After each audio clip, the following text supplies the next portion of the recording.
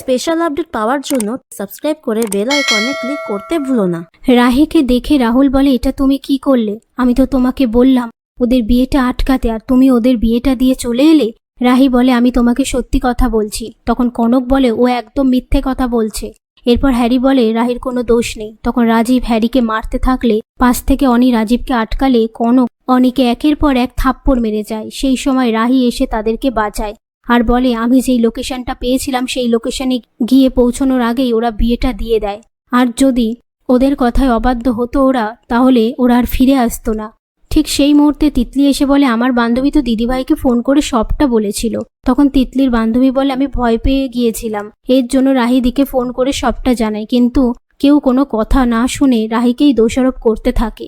তার মধ্যে রাহির বাড়ির লোকজন এসে হ্যারি অনিকে বিয়ের বেশে দেখে তথাগত বলে, তুই বিয়ে করে ফেলেছিস? পাশ থেকে হ্যারির বাবা বলে, আমরা সমাজে মুখ দেখাবো কি করে? আর তথাগত বলে, এর জন্যই তুই হন্যে হয়ে চাকরি খুঁজছিলিস? বিশ্বাস করুন রাজীব বাবু, আমরা কেউ কিচ্ছু টের পাইনি।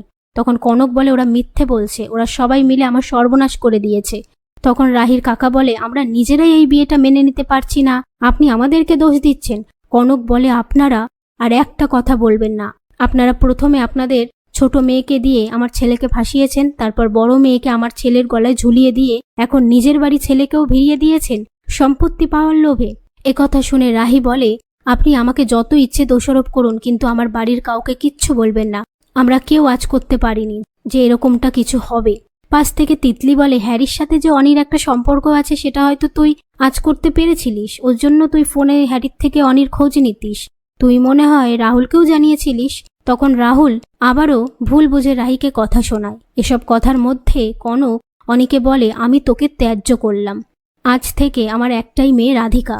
তখন রাধিকা বলে, তুমি অনিকে এই ধরনের কথা বলো না, ত্যায্য হওয়ার কি জ্বালা সেটা আমি জানি। এরপর কনক অনিকে বলে, তুই এক্ষুনি বাড়ি থেকে বেরিয়ে যাবি, তার সাথে রাহিও। রাহুল রাহিকে বলে, আমি তোমার মুখ কোনোদিনও দেখতে চাই না। রাহি বলে, এমন কোনো কথা বলো না যে আমাদের মধ্যে সব পথ বন্ধ হয়ে যায়।